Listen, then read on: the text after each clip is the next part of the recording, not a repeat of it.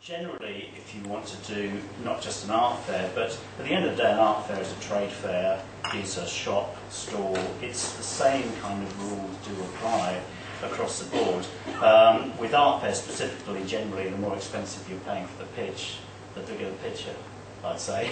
If you're in a small event, generally you go for smaller pictures, but that's just a kind of general rule. The best way to do it is to investigate. So go to the art fair beforehand, talk to past exhibitors.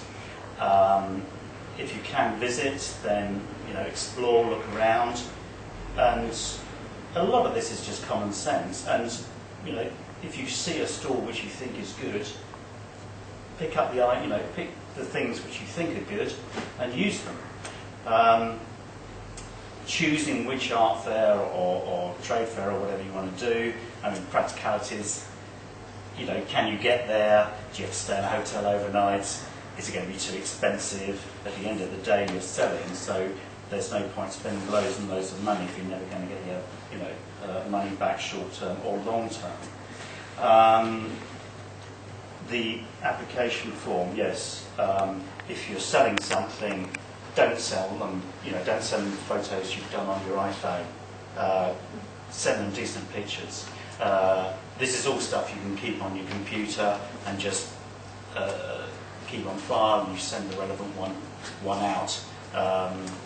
Actually, having different lengths CVs are quite good because some people ask for a short CV, some people ask for a long CV. So just keep various versions because they're always useful just to send out. For lots of different things. So when it comes down to actually doing your art fair or your trade stand or whatever you're doing, plan it. Do as much planning as you can beforehand. In my case, I always do a scaled little drawing and mark out exactly where all the paints are going to go, and I'm not sitting there like I come along, put them up, and everything's there. And some people spend the whole afternoon moving pictures around. It's so painful to watch when they have it done. We sit down at a local cafe having a nice cup of coffee. But anyway, so when you're considering your stand, branding is so important. Not just. I think it's a sole trader. When you're making something, you have to have an identity, you have to be memorable, and if you're doing a trade stand, art fair, shop, you've got to get your branding there. You've got to consider it from your visitor's perspective as well. Sometimes I see these stands and it's just pure self-indulgence, and they really aren't thinking about what is this going to look like to a visitor. So look at it from the visitor's perspective. The simpler the better, I always think, so that think of it as a billboard poster. Think that person's only got about 5 seconds to look at it and walk by. What are they going to think? Because certainly in an art fair, large art fair situation, you're battling against a whole load of other artists. And if someone can walk past and think, oh, that's interesting, they'll come to your space. But if they walk past and they think, oh, they'll move on. So I think the simpler is the better. Don't clutter it. In preparing for an art fair, or find out how much publicity they're going to provide. With our urban art event, we keep our pictures low in price because we do not have a big marketing budget. We do loads and loads of leaflets, and we say to all the artists that we do want, this is how we make it affordable for you guys. We do expect some participation from the artists. So, find out how much publicity the event is going to do themselves and how much you're expected to do yourself. Generally, the more publicity they'll be doing, the more expensive it will be. When you get to, you also ask things to avoid at art fairs. If they give you a chair, don't use it. The amount of times I've seen artists sitting there reading a book, ignoring the visitors to their stand, I think is just amazing. So if you see a chair, move it somewhere else, unless Unless well, if it's a bad art fair and they don't get any visitors, yes, you can sit down and read your book. But generally, don't use a chair. Mints are very good. A long day, your mouth can get a bit stale. And that's the last thing you want to breathe over someone. I read that somewhere, and I'll tell you, it is actually quite useful. Allow your visitors to view your work before you pounce.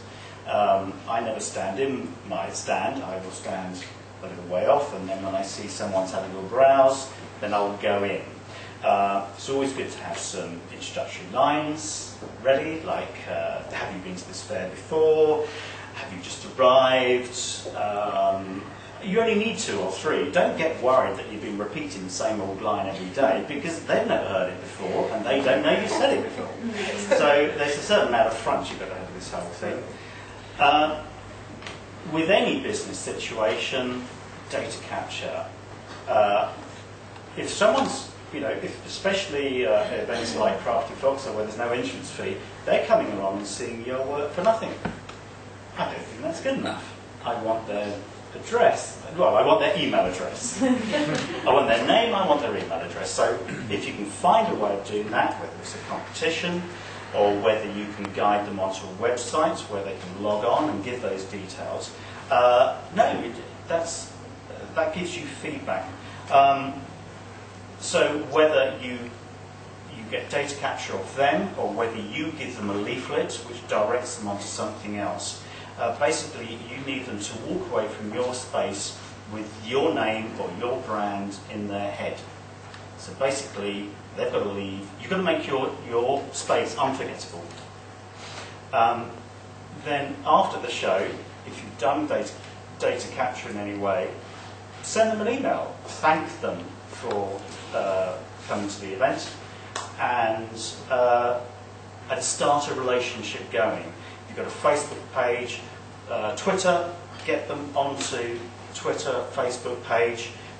You might have a new product or something to say, you can see my new product on such and such a site. Get them to make that one step, get that connection going. With art fairs, what I do portrait work, so for a lot of my work it's a very slow burn. I'll get someone calling me up 2, 3, 4 years after the event. So don't expect instant success, but you can get rewards quite a long time on. But I see a lot of these art fairs as an introductory point to future clients. Generally summing up, there are more and more of these opportunities for artists and makers to meet possible buyers with what we're doing with Urban Art and Lambeth Open, Crafty Fox, Make It Hood, what's happening in the market. And I think it's fantastic because it actually gives us the opportunity to meet customers direct and start these relationships going. And what is so good for the buyers is they're not buying a faceless product. They're actually buying a piece of you. They're actually buying a bit of the maker. They're finding out stories behind these products. So we've got a lot to be enthusiastic about, and I think that's what's so interesting about what's happening down here at the moment. That's great. That's a perfect.